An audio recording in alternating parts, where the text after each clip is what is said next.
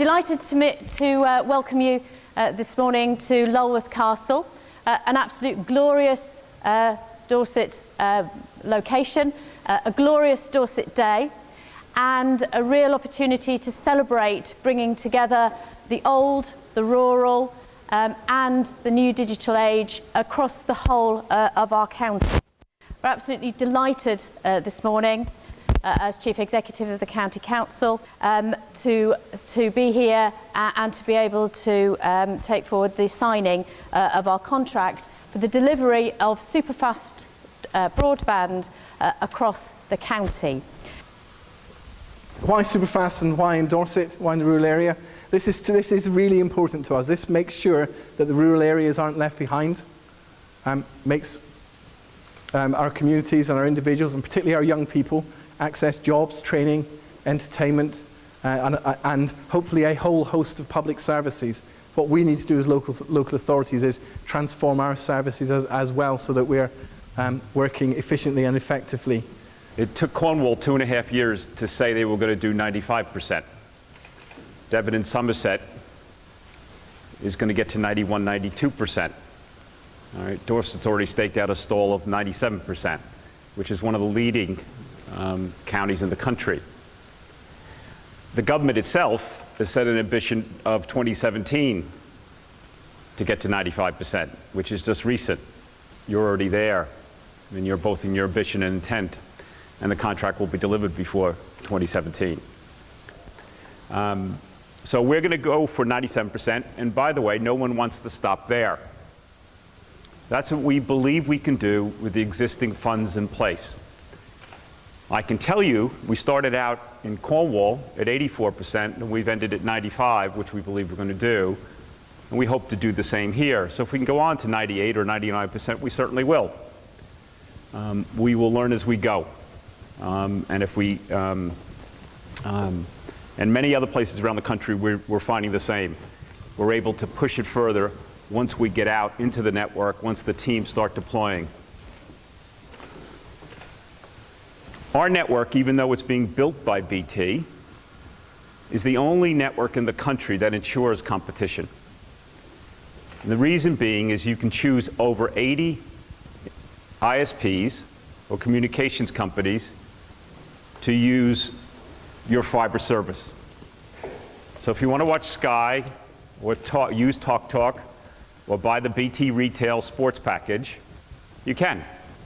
But you could also buy from Zen Internet or Timico if you're a business. 80 different companies use our infrastructure to provide you with services. And that was one of the key aspects of why the government supported us and why Dorset chose us. Bringing choice to people has led to the highest take-up in Europe and also the lowest prices. If somebody told me you could get superfast broadband 2 years ago for £17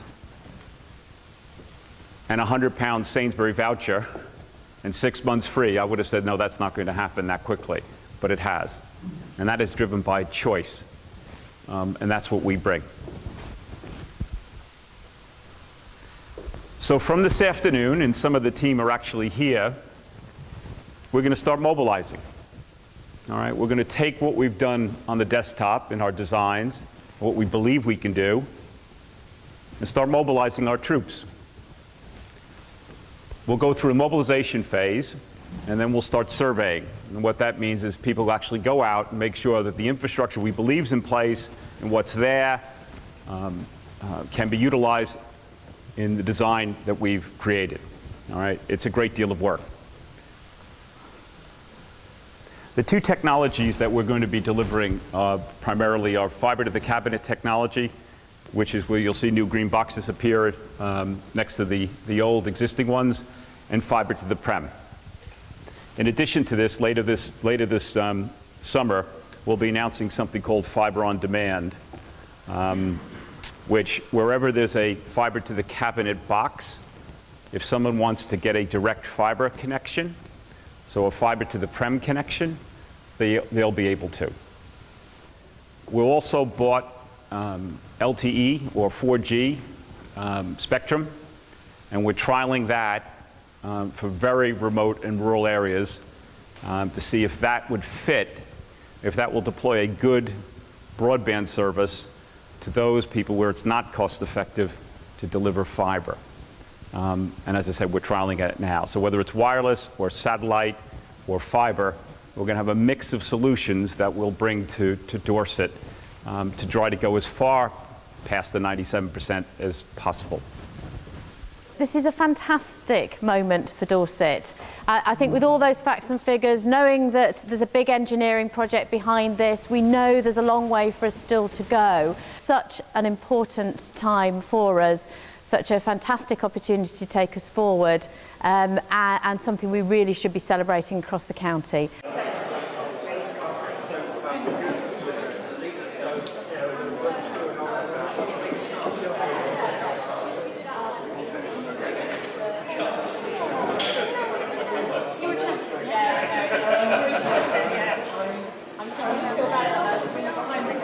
Wear them and then the poor person.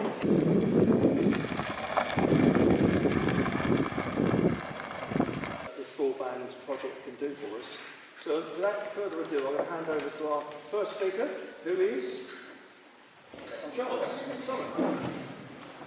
I'm one of the many volunteers from across the county interested in seeing the development of better broadband. I live in a very rural area of West Dorset, in a group of villages with a population of 700. We got 2 pubs, a shop, church, primary school, and a few local businesses. We don't have mains gas, and public transport doesn't exist, basically. So we bus or drive our children to school and depend a lot on home deliveries. We all need to have access to the services that people in the larger towns already have. We have to fill in forms online for many public services, and these are becoming increasingly exclusively accessible online.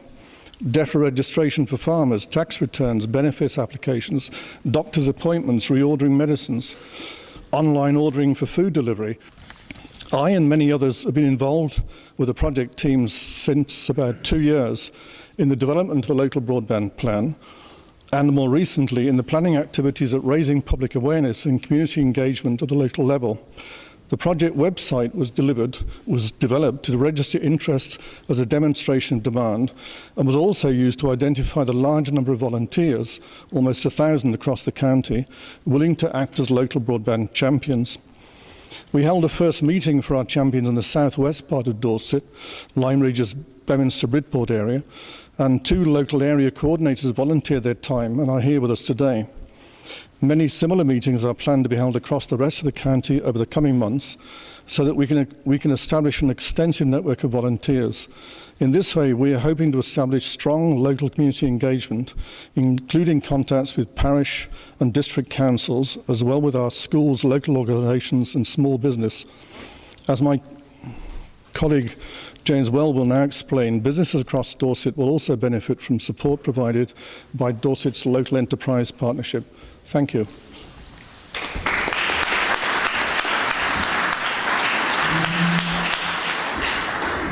Good morning, ladies and gentlemen. Dorset boasts over 30,000 businesses, most of which are small and medium-sized enterprises who traditionally will drive economic recovery. And many of those are situated in our rural areas, outside Poole and Bournemouth. The importance of superfast broadband to these businesses cannot be overemphasised in our increasingly digital age. Without it, their prospects for growth are very, very limited. As we all recognise, Dorset has an almost unique working environment, and superfast broadband will significantly increase our ability to attract new business and inward investment into the whole of Dorset, helping us to further improve the employment and skills available throughout Dorset and to Dorset business. It is not the complete answer, but it will make it much more possible to locate more businesses in rural areas where the working environment is enviable, breathing more life into our rural communities and their ability to contribute even more effectively to the economic prosperity of the whole county. Our next target must be more mobile broadband, particularly for an economy that has such a vibrant tourism sector. I recently visited Croatia, the new entrant to Europe with a population of 5 million. They have mobile coverage throughout their country. But we, with 70 million and home to some of the world's largest mobile operators, have a lamentable record for providing even basic mobile coverage in many areas. Our companies need to adopt a much longer-term national strategic approach to this type of infrastructure. As digital capacity will increasingly shape the success of all business, as with superfast broadband, this would not only improve our ability to respond to the demands of the future, but also the revenues and choices of those companies fulfilling our digital requirements. Broadband throughout most of rural Dorset is a big step forward in providing 21st century digital coverage, and I, for one, will welcome it in my own business because we do desperately need it, like so many others throughout the county. 2015 can't come quickly enough.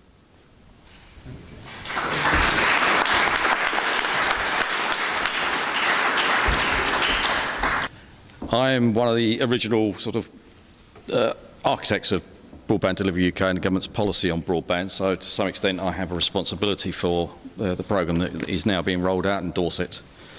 Why are we doing this? Well, the government deemed that they required a transformation in broadband services across the UK, making it more widely available to many more people.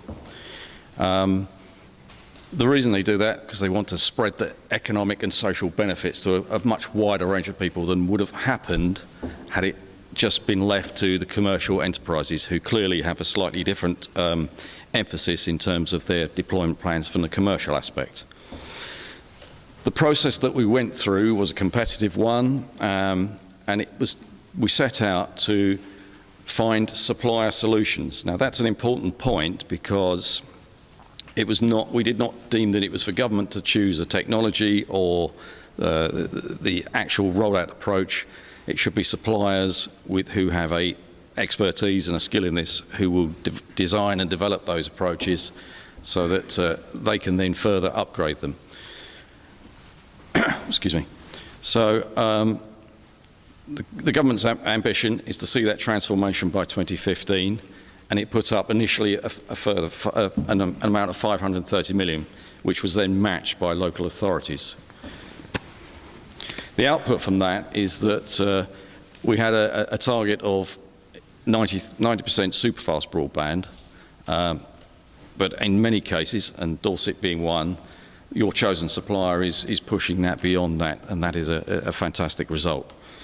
The reason that we went through that sort of process was to ensure that at the end of it, when the government had invested its money, consumers would have a choice of supplier, retail supplier, from whom they could select their broadband at affordable prices. I have to say, though, that the final bit of this rollout will be quite challenging, because the final 10% is not a neatly arranged grouping of postcodes.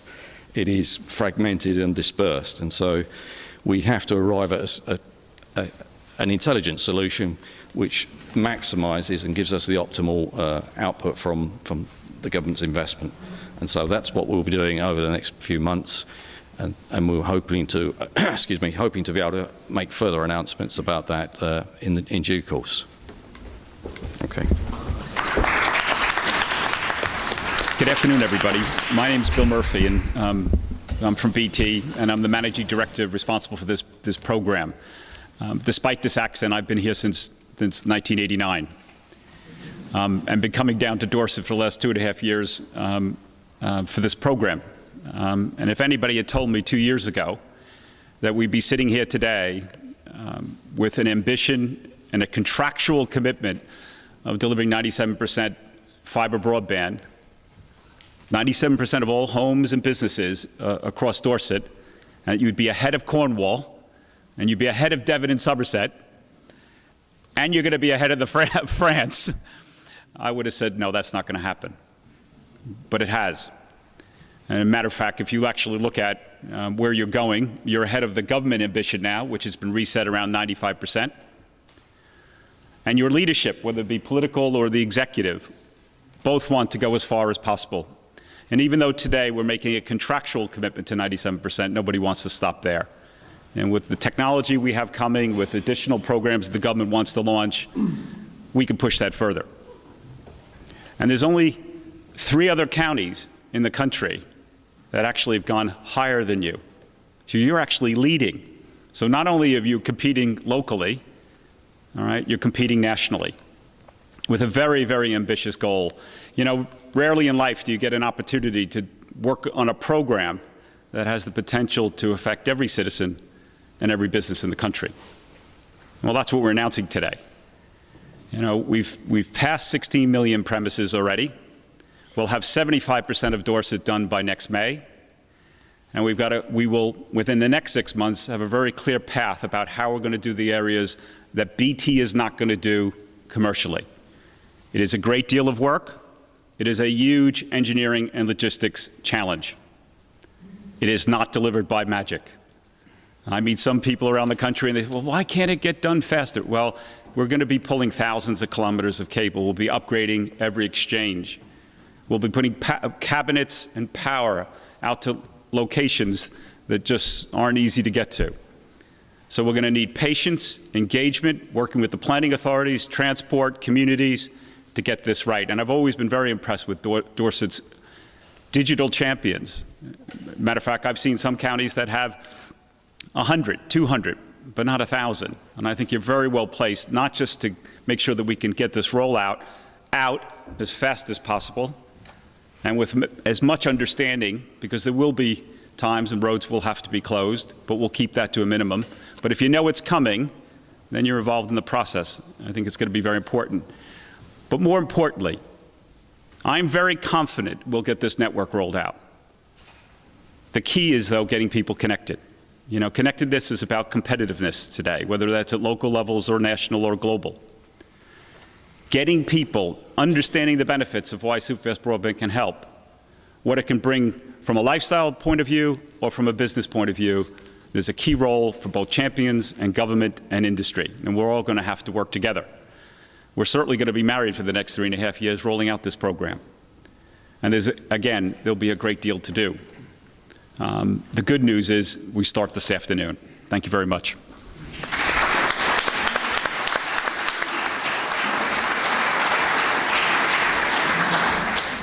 The even better news is we're back on time, which I'm always very keen on, and those of you who know me will know that's a fact. I'm asked to speak about benefits. I think the benefits are obvious and far-reaching, aren't they? And we've heard some of those already touched on by the speakers you've heard. I feel I'm standing here and it says the leader of the Dorset County Council, but we shouldn't forget there are 8 other authorities in Dorset that have made a commitment to achieving this project. And yes, there's government funding, but there's also funding coming from Dorset councils, and I think that's a very positive and obvious contribution towards the well-being of our communities, not just in social sense, but also in an economic sense. So I'm very, very proud to be standing here. As I said earlier, it is historic, and I think it is going to be far-reaching. Bill talks about ambition. Dorset's ambitious, isn't it? Dorset's ambitious, and we're going to achieve lots of things as a result of this project, along with all the other things we've done anyway. And I'm very optimistic that not only will we retain the businesses that we have in Dorset, whether they're large businesses or whether they're the small enterprises that work from home, we might encourage others to come and join us in Dorset, enjoy the climate, well, certainly today anyway, and to enjoy the general outlook. So I'm not going to say much more, because I want to give the opportunity for those of you in the room that want to ask a question to have that chance to ask a question of any of the 4 experts that are sitting on the stage here. Will inevitably take time to get around the rural areas, and some of us live in very beautiful rural areas. So my question is really to our BT Bill, and that is, inevitably services come from adjoining counties and adjoining telephone areas into Dorset. So what work has all been done and will be done to negotiate dealings between the different areas and telephone areas? within the locality and those are being affected? It is going to take some time, but once we get going, believe me, we'll make a lot of progress each quarter. This next 6 to 9 months is mobilization, and we'll start taking what we designed on the desktop, so to speak, and surveying the rural communities to make sure that what we said we can deliver. Now, as far as adjacent areas, the good news is they've all started. All right, and we are very aware of border exchanges that might be head-ended somewhere else and have cabinets here, all right? And we will make sure that that is dealt with effectively and efficiently. When we say we're going to do 97% of premises, those are 97% of premises in Dorset. Some of them might be fed from other exchanges, but we're confident we could do it. So all of that, I can rest assured, is under control. Looking ahead, when will we know if we are in that 3% or not? Because it's no good in 5 years' time finding that we're actually going to be not connected. We need to plan with our business. We're very heavily dependent, as are most businesses in Dorset, particularly in the rural areas, on broadband. So that's my question really. When are we likely to know if we are lucky enough to be in that 3%? So that we can plan ahead. And same question, when will you be likely to get to that last 3%? We literally start today with a joint team. We're going to mobilize our people. We'll move into survey work and then eventually installation. So we're hoping by the end of this year, beginning of next, we'll have completed those first phase of surveys, and we'll start announcing where we're going. All right, and I think Dougal and his team are talking about having at least a 6-month forward view. As some of you may be aware, the government did announce an extra £250 million in the spending review to fill these. However, it's not quite as simple as that, because Dorset, with 97%, is not at the top of the list. Because obviously other counties are rather behind that. But I can say to you, but the LEP, Dougal's team, and the other economic officers throughout Dorset will be working very hard to actually try and get some of that money to fill that last 3%. So they're not forgotten, or anyone is not forgotten who's right at the end of the line by any means. And hopefully we will achieve the 100% target that we would like to see. So thank you very much. Thank you for that, James. Thank you. Well, thank you very much, everybody, for coming along this morning and being part of this event. And particular thanks to our speakers, who I thought did extremely well, answered the questions, or Bill did anyway. And it is 1:45, so it's lunchtime. Thank you very much.